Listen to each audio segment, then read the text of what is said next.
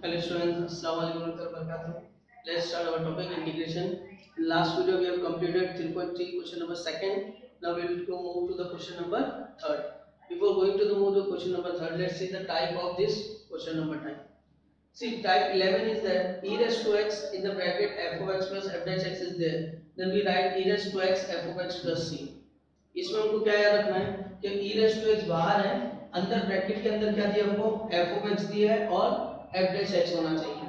जो भी फंक्शन होगा उसका डेरिवेटिव अगर इधर अवेलेबल होगा तो हम आंसर लिखेंगे क्या e raised to x into f of x plus c। ये हमारा एक टाइप है, ठीक है। अब इसके ऊपर हमको क्वेश्चन देखना है कि कैसे कैसे क्वेश्चन मिल जाएंगे। फॉर एग्जांपल अगर मैं लेता हूँ e raised to x, ये t है और ये x है और ये 1 है, ठीक है। तो मैं देखूंगा x plus 1 दिख रहा है मुझको, तो x का डेरिवेटिव कितना होता है 1 होता है, तो मेरा फंक्शन ये बन गया। तो मैं आंसर लिखूंगा e raised to x into f of x plus c। ये मेरे पास फंक्शन हो जाएगा। अब अगर ये टाइप हम लोग को नहीं आती है तो इस टाइप के क्वेश्चन कैसे सॉल्व करने पड़ेंगे हमको पूरा u into v सॉल्व करना पड़ेगा पूरा, ठीक है ना।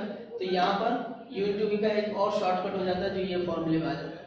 तो जब भी e raised to x हो तो हमको ये दिमाग में लगाना है कि e raised to x है तो इसके बाद वाला जो फंक्शन है क्या वो दो पार्ट में सेपरेट हो सकता है क्या, जिसमें से एक फंक्शन बन जाए और एक उसका डेरिवेटिव बन जाए। और अगर ये हो सकता है सेपरेट और एडिशन में हो सकता है तो हम लोग फिर इसको डायरेक्ट अप्लाई कर लेंगे, ठीक है ना। तो चलो देखते हैं नेक्स्ट क्वेश्चन अभी। Now let's see here question number first says here integration of 2 plus cot x minus cosec square x into e raised to x dx क्या होगा। अब इतना बड़ा सॉल्व करना है तो मैंने क्या बताया टेक्निक। सबसे पहले अगर देखेंगे अगर e raised to x है तो हम लोग कोशिश क्या करेंगे e raised to x अगर है तो ब्रैकेट में हम लोग इस तरह से फंक्शन अरेंज करेंगे कि एक उसका फंक्शन हो जाए और एक उसका डेरिवेटिव हो जाए।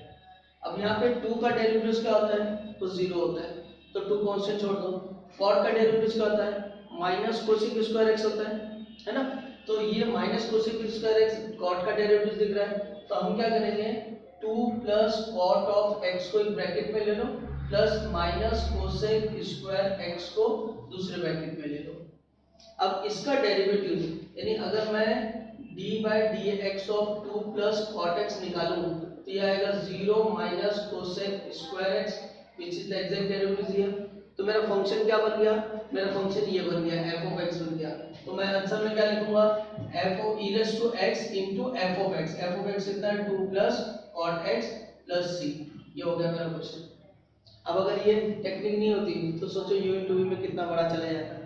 तो ये बहुत ही इंपॉर्टेंट टेक्निक है और छोटे छोटे क्वेश्चन में 1 मार्क 2 मार्क के लिए ज़्यादा पूछा जाता है, तो इसको अच्छे से प्रैक्टिस कर लो।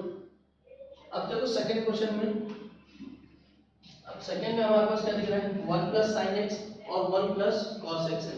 तो 1 plus sin x 1 plus cos x formula apply करो। व्हाट वी नो दैट कि 1 plus cos x ये हो जाता है 2 cos स्क्वायर x by 2, ये हमारे पास है। और sin x का sin टू थीटा का फॉर्मूला भी हमारे पास है, क्या होता है 2 sin x by 2 into cos of x by 2, है ना। तो हम क्या करेंगे इसको सेपरेट कर देंगे। इंटीग्रेशन ऑफ सेकंड क्वेश्चन यहाँ आ जाएगा e raised to x ऐसे रहने दो 1 upon 1 plus cos x को सेपरेट कर दो plus sin x upon 1 plus cos x को सेपरेट कर दो। ये सेपरेट हो गया। अब 1 plus cos x का फॉर्मूला अप्लाई कर दो, कितना आएगा e raised to x जो हो जाएगा 1 upon 2 cos square x by 2 और इसका formula 2 sin x by 2 cos x by 2 upon 2 cos square x by 2 और dx। ये 2 और 2 से कट जाएगा और ये cos से cos कट गया, क्या बचा e raised to x बचा। यहाँ क्या बचा 1 upon cos को हम लोग क्या बोलते हैं sec बोलते हैं। ये हो जाएगा sec square of x by 2 upon 2 plus यहाँ क्या आ जाएगा tan of x by 2 dx, ठीक है। अब ये देखो कि कौन किसका डेरिवेटिव है। tan x का डेरिवेटिव sec स्क्वायर x लिखता है तो ले लो इधर पे since d by dx of tan x by 2 क्या आएगा tan का डेरिवेटिव आ जाएगा sec square of x by 2 और x by 2 chain rule apply करेंगे तो कितना आ जाएगा 1 by 2। ये एग्जैक्ट डेरिवेटिव इधर पे है तो हमारा फंक्शन क्या हुआ, हमारा फंक्शन हुआ f of x और हमारा डेरिवेटिव क्या हुआ f dash x। तो आंसर में क्या आएगा e raised to x f of x plus c। तो तो फाइनल आंसर हम लोग क्या लिखेंगे, हम लोग लिखेंगे e raise to x f of x plus c, ये हमारा फाइनल आंसर हो जाएगा। आ रही बात समझ में? जब भी e रेज़ टू x को देखो तो u इंटू v ट्राई करने की कोशिश मत करो, u इंटू v से पहले e raise to x f of x plus f dash x को ट्राई करने की कोशिश करो। जैसे ब्रैकेट है, अभी देखते हैं और क्वेश्चन में, तो और क्वेश्चन जैसे जैसे करते हैं वैसे वैसा कंसेप्ट अपना क्लियर होता जाएगा। देखो क्वेश्चन नंबर 3 में खुद से एक ब्रैकेट दिख रहा है ना, और 1/x और माइनस 1/x स्क्वायर तो एकदम डायरेक्ट दिख रहा है। 1/x का डेरिवेटिव क्या होता है, 1/x का डेरिवेटिव हो जाएगा माइनस 1/x स्क्वायर। तो हमारे पास फंक्शन क्या हुआ, 1/x डेरिवेटिव क्या है, इसको प्लस कर दो इसको माइनस कर दो, आंसर क्या हुआ e raise to x into f of x। Solve हो गया। चलो अब आ जाओ इसके ऊपर क्वेश्चन नंबर 4 के ऊपर। क्वेश्चन नंबर 4 में हमारे लिए वो दिख रहा है e raise to x, bracket के अंदर इसको लिखो x plus 1 the whole square. ये क्वेश्चन और ये क्वेश्चन दोनों सेम पैटर्न है। तो अब क्या करेंगे हम लोग, ऊपर डिनोमिनेटर को एडजस्ट करेंगे, तो ये होगा x प्लस 1 होगा माइनस 1, मैंने प्लस 1 किया माइनस 1 तो डिनोमिनेटर सेम बन गया। Now separate the denominator, x plus 1 the whole square and x plus 1 the whole square dx। ये कटेगा, क्या बचेगा, बचेगा 1/x प्लस 1 और यहाँ प्लस करके minus 1/x plus 1 the whole square, ये मैंने इधर लिख दिया। ठीक है, तो अब ये क्या हो गया, 1/x हो गया। 1/x का डेरिवेटिव क्या होता है, माइनस 1/x स्क्वायर। तो ये मेरा फंक्शन हुआ, ये उसका डेरिवेटिव हुआ, तो आंसर क्या आ जाएगा e raise to x upon x plus 1 plus c। तो सेम यही चीज में बोल रहा था, इसका आंसर क्या होगा e raise to x upon x हो जाएगा। समझ में आया? चलो अब आगे के क्वेश्चन देख लेते हैं 7। अब देखो हमारे फंक्शन में हमारे पास क्या फॉर्मूला है, फंक्शन में हमारे पास फॉर्मूला ये देखिए e raise to x f of x plus f dash of x, ये हमारे पास क्या देगा e raise to x f of x देगा। ठीक है, तो यहाँ हमको क्या देखना है कि e का पावर क्या है x है, और यहाँ कुछ भी नहीं है, फंक्शन होना चाहिए उसका डेरिवेटिव होना चाहिए। यहाँ तो e के पावर x के नीचे x दिया हुआ है, तो ये हमारे काम का नहीं है, इसको अंदर लेके आ जाओ। तो अंदर लेके आएंगे तो हमारे पास इंटीग्रेशन क्या हो जाएगा, इंटीग्रेशन हो जाएगा e raise to x as it is, ये हो जाएगा x और x कटेगा, यहाँ आ जाएगा log x का होल स्क्वायर और यहाँ आ जाएगा plus 2 log of x upon x dx। तो यहाँ पर हम लोग के पास में ये आ गया।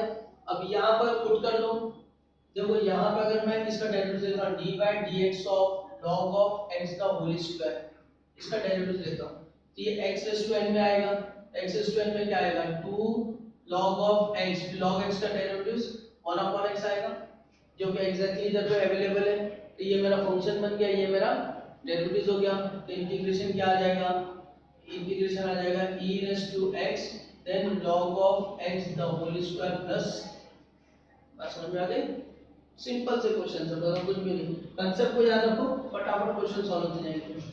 अब ऐसे देखो क्वेश्चन नंबर 6 में क्या बता रहा है, 6 में हमारे पास क्या है e रेज़ टू 5x दिया हुआ है, कितना दिया e रेज़ टू 5x, हमारे फंक्शन में क्या होना चाहिए x होना चाहिए।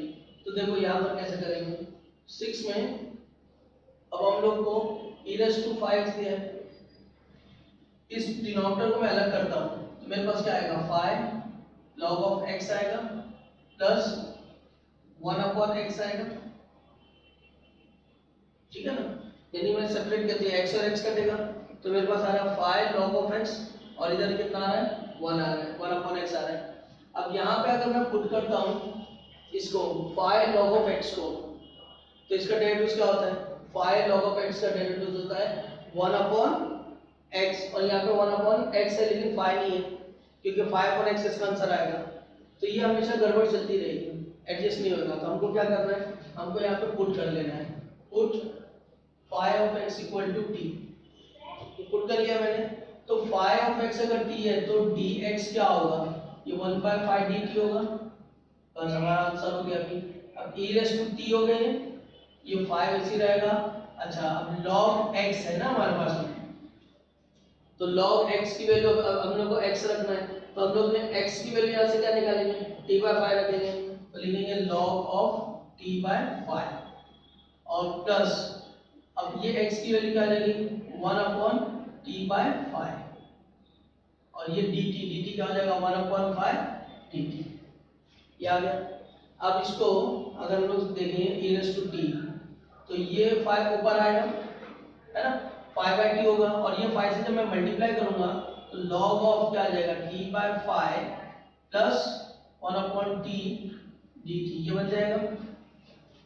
अरे बस अब इसको e⁻5 इसको मैं लिख सकता हूँ log t minus log 5 plus 1/t dt ये लिख सकता हूँ। अब इसको देख लो जरा log t मैंने लिख दिया। अब log t का डेरिवेटिव कितना होता है अगर मैं डेरिवेटिव लूं d/dt ऑफ log t और क्या log 5 तो log t का डेरिवेटिव 1/t आएगा log 5 का 0 एग्जैक्ट डेरिवेटिव है। यानी इसमें अगर मैं डायरेक्ट डिफरेंशिएट करता तो मुझे क्या मिलता log 1/t मिलता है यहाँ पर है ना। अब हम लोग डायरेक्ट सब्स्टिट्यूट कर सकते हैं तो मेरे लिए फंक्शन क्या होगा ये मेरे लिए फंक्शन होगा और ये उसका डेरिवेटिव हो गया। तो आंसर क्या आ जाएगा e⁻t log of t/5 plus c। अब e⁻t तो t मैंने क्या लिया था 5x तो ये सब्स्टिट्यूट तो आंसर क्या हो जाएगा e⁻5x then log of x plus c क्योंकि 5t मैंने रखा तो 5 क्या हो जाएगा कट जाएगा। तो क्वेश्चन को हमको समझना है अगर वहां पर x है हमारे फॉर्मूले में तो हमको यहाँ पे भी क्या लेना होगा x लेना होगा। अगर ये x नहीं ले रहे तो यहाँ पे क्या हो रहा है मैच नहीं कर रहा है। या तो फिर हम लोग को दूसरा तरीका क्या है कि इन दोनों को 5x कर दो। इन दोनों को जब 5x कर दोगे तो हमारा वेरिएबल 5x में चलेगा सब तो कॉमन हो जाएगा फिर आंसर आ जाएगा। तो उससे अच्छा ये पड़ता है कि सब्स्टिट्यूट कर लो और सिंपलीफाई कर लो। अब उससे बात समझ में आ गई होगी कि 7 में भी क्या करना है e का power sin inverse of x दिख रहा है इसका मतलब हमको डायरेक्ट सॉल्व नहीं करना है। क्या करना है sin इनवर्स को पुट करना है। देखो कैसे करेंगे sin इनवर्स ऑफ x का सब्स्टिट्यूट जब हम करेंगे तो उसका डेरिवेटिव क्या आएगा sin इनवर्स को हम लोग पुट करेंगे तो डेरिवेटिव sin इनवर्स का क्या आता है 1/√1 - x²। 1/√1 - x² डेरिवेटिव अवेलेबल है डायरेक्ट सॉल्व कर लो। तो put sin inverse of x equal to t question number 7 के लिए तो 1/√1 - x² dx is equal to क्या आ जाएगा dt। अब हमको ये e⁻t हो गया ये dt में चला गया तो ये x बच रहा है ये रूट ऑफ बच रहा है तो इसकी वैल्यू निकालो।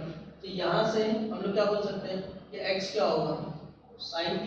अब सब्स्टिट्यूट कर दो इंटीग्रेशन में ये हो गया e⁻t x की जगह पे हो गया क्या sin t plus right x की जगह पे क्या होगा sin t प्लस √1 माइनस क्या हो जाएगा sin square t 1/√1 - x² dx ये क्या बन गया हमारे पास dt ये हो गया।